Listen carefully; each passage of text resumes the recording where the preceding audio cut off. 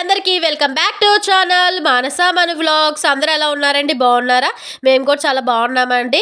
ఈరోజు వీడియో వచ్చేసరికి ఇక్కడ చూపిస్తున్నాను కదా, ఈ 2 కలర్ క్లాత్స్ తోటి హెయిర్ బౌస్ అయితే ప్రిపేర్ చేయమని ఒక కస్టమర్ అయితే తీసుకొచ్చి ఇచ్చారండి వాళ్ళ పిల్లల కోసం అని చెప్పి. సో ఇక్కడ చూపిస్తున్నాను కదా, ఇది నెట్ క్లాత్, ఒకటి వచ్చి సాటిన్ క్లాత్ అయితే ఇచ్చారు. ఎన్ని వస్తే అన్ని హెయిర్ బౌస్, అలానే rubber bands, hair bands prepare చేసిమన్నారు.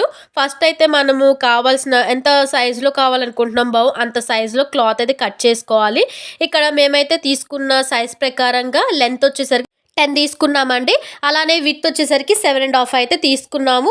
మీరు ఇంకా చిన్నది కావాలనుకుంటే కూడా చిన్నదైతే తీసుకోవచ్చు. దీంట్లో హాఫ్ తీసుకున్నారంటే కొంచెం చిన్నదైతే వస్తుంది. మనకి క్లాత్ని ఈక్వల్గా చూసుకొని కట్ చేసుకోవాలండి. స్క్వేర్ షేప్ కాదు, రెక్టాంగిల్ షేప్ లాగా వస్తుంది అనమాట. అలాగా కట్ చేసుకున్న తర్వాత మనము 3 సైడ్స్ అయితే మిషన్ తోటి స్టిచ్ చేసుకోవాలండి.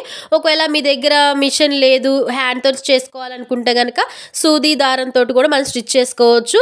మొత్తం కంప్లీట్గా స్టిచ్ చేసేసుకోకండి. 3 సైడ్స్, ఒక సైడ్ ఒక 2 ఇంచెస్ వచ్చేంత వరకు మనం స్టిచ్ చేసుకోకుండా వదిలేసేయండి అలాగా. ఎందుకంటే మనకి టర్నింగ్ చేసుకోవడానికి రావాలి కాబట్టి ఒక సైడ్ అయితే వదిలేసుకోండి. ఇలా చూడండి, ఈ విధంగా స్టిచ్ అనేది చేసుకోవాలి. స్టిచ్ చేసుకున్న తర్వాత మనకి కంప్లీట్గా క్లాత్ అంతా రివర్స్ అయితే చేసేసుకోండి. అప్పుడే మనకి బౌ చేయడానికి ఈజీగా వస్తుంది, చూడడానికి బాగుంటుంది అనమాట. ఇలాగ బౌ షేప్లో వచ్చేలాగా పెట్టుకోండి. హ్యాండ్ తోటే చూసుకుంటే మీకు అర్థమైపోతుంది బౌ షేప్ కనిపిస్తుందా లేదా అని. అలానే ఈ బౌ షేప్కి మధ్యలో మనకి పెట్టడానికి చిన్న క్లాత్ని ఈ విధంగా నేను చూపించినట్టు సన్నగా అయితే స్టిచ్ చేసుకోవాలండి. స్టిచ్ చేసుకున్న తర్వాత మనకి బౌల్ షేప్లో ఉండాలి కాబట్టి కొంచెం సూది దారంతో అయితే స్టిచ్ చేసుకోవాలి. ఆ బౌ షేప్ అనేది అలానే ఉండిపోవడానికి.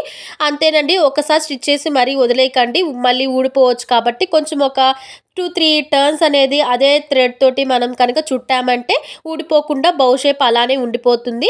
ఈ బౌ షేప్కి కింద మనకి థ్రెడ్స్ లాగా వస్తాయి కదండి, వీళ్ళైతే కొంచెం పెద్ద థ్రెడ్సే పెట్టమని చెప్పన్నారు. అందుకని వాళ్ళు ఇచ్చిన క్లాత్ ఎక్కువ లెంతే ఉందండి, ఆ లెంత్ ప్రకారంగానే మేమైతే పెడుతున్నాము. మరీ ఎక్కువ వెడల్పు కాకుండా కొంచెం వెడల్పు తీసుకొని దాన్ని ఇలా ఈ విధంగా ఇప్పుడు చూపిస్తున్నంత ఫోల్డ్లో అయితే 2 సైడ్స్ 2గా క్లోజ్ చేసుకొని ఫోల్డ్ చేసుకొని స్టిచ్ చేసుకోవాలండి. కింద వచ్చేసరికి స్లాంట్గా కట్ చేసుకోవాలన్నమాట, అప్పుడే బాగుంటుంది మనకి.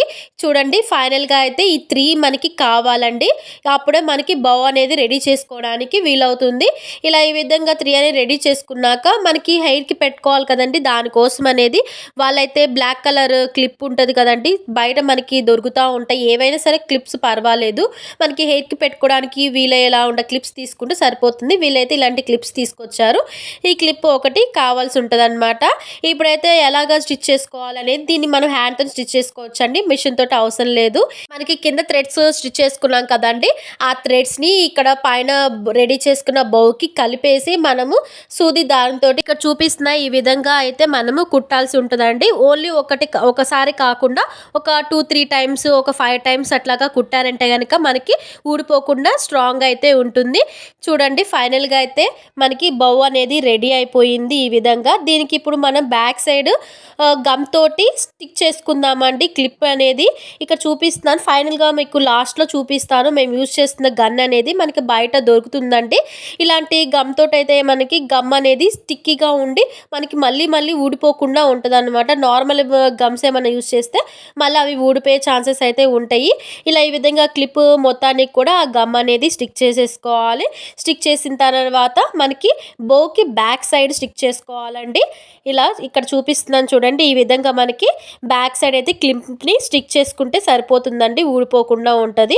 ఆ తర్వాత వచ్చేసరికి క్లిప్ బ్యాక్ సైడ్ ఓపెన్ చేసేసి ఇలాగ కొంచెం గమ్ అయితే పెట్టుకోండి. స్టార్టింగ్లో చూపించాను కదా బౌ ప్రిపేర్ చేసుకోవడానికి 3 కావాలి అని, ఆ చిన్నది ఉంది కదండి ఒకటి, దాన్ని మనం ఇక్కడ గమ్ మీద స్టిక్ చేసేసుకొని ఇలాగ టర్న్ చేసేసుకోవాలన్నమాట. మొత్తం కూడా కొంచెం టైట్గా లాగి టర్న్ చేసుకోండి, ఎందుకంటే లూజ్ అయిపోయిందంటే మనకి బాగోదు బౌ అనేది చూడడానికి. కొంచెం టైట్గా కట్టుకున్నామంటే మనకి నీట్గా ఉంటుంది బౌ షేప్ అనేది.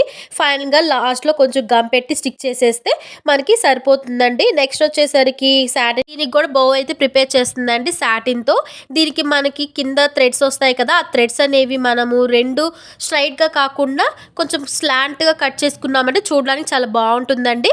అది కూడా 2 ఈక్వల్ సైజులోనే తీసుకోవచ్చు, లేదంటే ఒకటి అప్ అండ్ డౌన్గా కూడా తీసుకోవచ్చు. దీనికైతే అప్ అండ్ డౌన్లో తీసుకున్నాము. అలానే హెయిర్ బ్యాండ్ కూడా ప్రిపేర్ చేయమన్నారు కదా, దానికోసమని ఇలాగా 2 ఇంచెస్ క్లాత్ని ఫోల్డ్ చేసుకొని ఈ విధంగా విధంగా స్టిచ్ చేసుకొని టర్న్ చేసుకోవాలండి.